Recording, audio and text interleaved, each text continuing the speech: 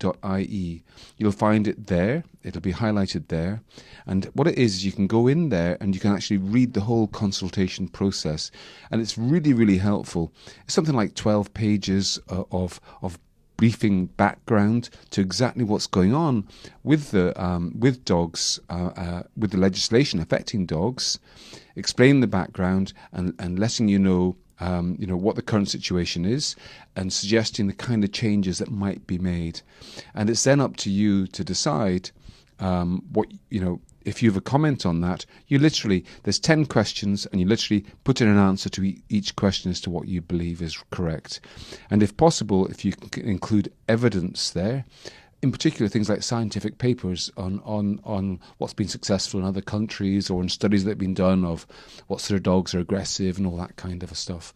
And they're welcoming people to comment as individuals, but also and in particular as organisations. So if you're, let's say, part of an animal rescue group, or if you're any other sort of organisation like a veterinary group or a farmers group or a citizens group of some kind, a local residents association, anything like that, the comments you make will be given a little bit more weight because you actually represent a group of people rather than just yourself. Okay, so that's really the background to the control dog regulations. Now, by the way, anybody got any questions about their pets, just type them into the comment section and I'll deal with those in due course. First one's here. Yep. So the first one is, my dog is almost 18 years old. Her sight seems to be going along with her smell. She doesn't seem to be in pain, but has no real quality of life, just eating and sleeping. We're not sure whether we should put her down or not. Yeah, it's a very difficult time of life, that is. There's no easy answers. I suppose that I'd say two things. First of all, I'd say that if you look it up on the internet, you'll find there are some specific systems for classifying quality of life, for trying to put, if you like, an objective number onto what's going on with a dog to make it easier for you. And what they do, there's actually a series of 10 parameters that they have, going through things like the dog's mobility, their appetite, how they spend their time, and you put a number out of 10 for each one of those, and then you add it all up, and if it's less than so much, then euthanasia is probably likely. If it's more than that, then your dog is probably okay. So there are objective ways of doing that, and if you look up, if you Google dog quality of life assessment, you'll find some answers there. And what I'll actually do is, after this, I'll go to the Newstalk Facebook page and put the links up beside your question so you can see the precise link that I'm talking about. So that's the first thing, is to try to yourself to objectively assess what's going on. The second thing is, I think, talk to your vet. Vets are very good at being objective. Your vet will know your dog's history going back a long way, and they'll be able to help you reach that decision. I would say that for myself, with dogs I've had in the past that have grown very elderly, I think the most significant benchmark for me has been, is a dog still eating? Because in a sense I feel that if they're still eating, then they still have some desire to live, and the day they stop eating, well, then in some ways their body is kind of saying, I don't want nutrition anymore, I don't want to carry on. And so for a couple of times with very elderly dogs, what's happened is they have eventually just they've been doing as you described, not very much, sleeping and poodling around the place, but not doing much else, and sleeping more and more. And I've been kind of going, oh, I'm not sure about your quality of life. And then one day they just stopped eating, and they haven't eaten for a second day. And rather than going for large-scale investigations and, X-rays and bloods and so on, I've simply said, well, look, this is the tipping point that I've been waiting for. They're not eating, and they've already got questionable quality of life. I'm going to let them go now. So that's been the way I've done it, but I think it's different for everybody. It's very difficult. It's very difficult because it's very upsetting to feel, in the sense that you're choosing for a pet that you really, really love to die. It's not an easy thing to do, but you have to remember that you're actually doing them a service. When they get to the stage where life isn't any fun at all, then it's surely better to exit quietly rather than waiting until serious suffering starts. So look, good luck with that. Okay, so this one comes in from Helen. So salmon oil for dogs, yes or no? Oh yeah, I think salmon oil can be good for dogs, sure, good for their coat. Rather than just saying salmon oil is good, I'd rather be saying to you, what you want in your dog's diet is a balance of essential fatty acids in the correct ratio. So you can get omega-6 and omega-3 fatty acids. And what you need to do is you need to make sure that they're there in the correct ratio to each other, as well as the correct quantities. So for me, the best way of doing this is to choose a good quality diet, which has been formulated making sure that there are enough essential fatty acids in the diet already. So then you don't need to worry about giving extra supplements and so on. So the other thing I'd say to you is I would choose a diet which highlights the fact that it's got high level of essential fatty acids on it, and I would let the dog have the diet for about 6 weeks. At the end of that time, that's enough time for the oils in the diet to work their way through into the skin and into the coat. And at that point, you should see your dog's got a lovely, shiny, glossy coat. And that would be a reflection of the fact they've got plenty of good quality oils in the diet in the right ratio. So if after 6 weeks your dog doesn't have that sort of coat, well then I think you'd say, well, maybe we need an extra supplement, or maybe we need to try a different diet. Okay. Okay, so this comes in from Kieran. So my dog has a very dry patch with no hair on her tail. It doesn't seem to bother her, but should I get it checked? Well, that sounds like what's called tail gland hyperplasia. So if that's a dog's tail, okay, this is a dog's tail, you'll find at the very base of the tail on top, there's like a circular area. It's kind of about the size of a €2 coin in a medium-sized dog, I suppose. And if you look at the surface of it, it looks a bit different to the skin around it. It looks a little bit almost like pimply or something, slightly thickened, slightly oily. That's a tail gland. And it's very common for that to get a little bit bigger than normal and a little bit thickened and a little bit bald. And it's common, nothing to do about it, nothing to worry about. So if that's what it is, that's the answer. If it's anything different to that, well then I think you should go and talk to your vet. Okay, so this comes in from Bear. So, hi Pete, what's the best way to avoid my dog's glands swelling? Is there a supplement to give him from time to time? So now we're talking about a different gland. We're talking about they're often called anal glands or anal sacs. So I'll tell you a little bit about those. They are just inside the dog's anus. If you have a delicate disposition, please look away now. Okay, so we're talking about the dog's anus, and that's the anus. There's two little glands, one here and one here on the inside. And what happens is every time the dog passes feces, the anal sac it fills up with secretion like this. Every time a dog passes feces, the gland is squeezed out.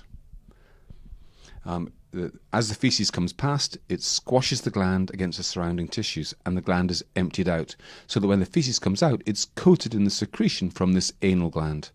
And that secretion is used by dogs to mark their territory, and it includes information about the dog that only dogs know what it means. That's one of the reasons why dogs sniff each other's rear ends when they meet. You know how they go around in a circle sniffing each other's tails? That's what they're sniffing, the anal gland secretions. So it's an important code for dogs. And so that's why it's there in the first place. Now, the problem is that domestic dogs, they don't actually need that anymore for their daily lives, because their social life is now to do with humans more so than with all these other dogs in their pack and so on. So it's kind of redundant to some extent, but it's still there. And if dogs are eating a low residue diet, that means a diet that's so digestible there's not very much poo coming out. What that means is that the anal sac's not squeezed out properly by the feces as it comes out. And so then what happens is the anal sac fills up with secretion, and when it fills up with secretion it gets a bit uncomfortable, and then sometimes it gets infected, and then you have to go to the vet, and the vet has to squeeze these out to make your dog comfortable again. So how do you prevent it was your question? Well, the answer is if your dog keeps getting this, I would normally suggest simply adding some extra insoluble fibre to your dog's diet. So that would mean something like a teaspoonful of bran for a terrier-sized dog, twice a day, sprinkled onto their food. When I say bran, I don't mean bran breakfast cereal, like all bran. I mean bran flakes, like you use in baking. You know that if you blow them on your hand, they fly away. Those kind of bran flakes. So a teaspoonful twice a day on the food. Try doing that, and hopefully that'll help. Okay, so this comes in from Laura. So we've had 2 dogs for a number of years. One recently passed away and we are worried about the surviving dog. He's very down. How can we help him? Yeah, it's a difficult thing. It's a real issue. Dog grief. It's hard to know. Sometimes dogs get over it with time. You just carry on with life as normal as best as possible. Other times they don't. They stay very flat. One thing some people do is to actually get another dog. And if you're half thinking of getting another dog, that can work really, really well. Because, dogs are like humans in many ways, and they really enjoy company of their own species. So if they've lost a friend, if you find a new friend for them, that can work great. And the best way for that to be done is to give your dog part of a say in that process. So I've heard about people who've actually taken their dog along to a local dog rescue centre, and they've actually met a few different dogs, and the dog has told them very clearly, I don't like that one, I don't like that one. Oh, that one I really do like. And so they've allowed their dog to take part in the choosing of a new dog. So that's something to think about. If you don't want a new dog, then I would simply suggest engaging as much as you can with friends' dogs. So if you know somebody who's got a dog, start to go take their dog for walks with your dog. Allow your dog to spend time with other dogs, and at least then there'll be some social outlets and engagement for it. Okay? Okay, I have a dog that's a mix between a terrier and a schnauzer, and he's extremely protective of the family to the point where he's aggressive to other dogs or people in the parks. How do we work this out? It's a common problem and it's quite difficult. And to avoid it, what you do is you get dogs well socialised from the start. So from when they're a puppy onwards, you get them used to lots of different dogs and so on. Once it's established, it is quite difficult to fix, and I'd normally suggest you talk to a behaviourist, somebody who's well used to dealing with difficult dog behaviours, because they'll know there's particular methods that you use to get dogs over this, and they involve generally doing things like identifying the threshold distance when dogs start to get a bit agitated. So you would then have controlled situations where you're out with your dog and where you keep other dogs away beyond that threshold distance, so your dog doesn't mind them at all. And then you do things to engage your dog, like playing with him or sitting and staying and eyeballing you, while you bring dogs a little bit closer, a bit beyond the threshold. A bit closer than the threshold. So gradually, then what happens is over time, your dog gets more and more used to dogs being closer without reacting. And then they lose the habit of reacting, and they realise then actually it's not that bad having these dogs close. So that's the kind of thing, but I'd be saying to you, it's quite tricky to set it up by yourself, and I'd really want you to talk to a behaviourist to go through this in detail. As a short-term measure, the answer is to preempt the situation. So, for example, if you're out with your dog and you see another dog on the horizon, then either avoid the other dog completely or get your dog to sit and stay and be under your complete close control, maybe with a treat in your hand, maybe getting your dog's attention, so they're not focused on the dog or the people that are nearby, they're focused on you, and that will at least make them a bit less likely to get upset. It's a really common problem though, I'm afraid. Okay, so the last question comes in from Caroline. So, hi Pete, my dog loves anything fishy. I've never been able to find fishy dog food, but wondering, is it okay to give him a pouch of cat food maybe once or twice a month? What are your thoughts? Yeah, there's nothing wrong with cat food for dogs. Funny enough, it's okay to give cat food to dogs. They can thrive on it. It's not okay to give dog food to cats. Well, they can eat it, it won't harm them, but dog food doesn't necessarily contain everything that cats need, because cats have very particular needs. So you can't really feed dog food to cats other than as occasional treats. Anyway, but what I'd also be saying to you is you can actually get dog food that is made from fish. So fishy dog food is available. It's called Fish for Dogs. That's the number 4, Fish for Dogs. And there's different places you can get that. It's great quality food. And somebody mentioned salmon oil earlier on. Well, Fish for Dogs has got high levels of fish oils in it, so it's really good for dogs' coats. So that's something else to think about. All right, that's it for this week. I'll be back next Thursday as normal. And if you've got any questions for me, get them to me next week and I'll answer them then. Thank you very much.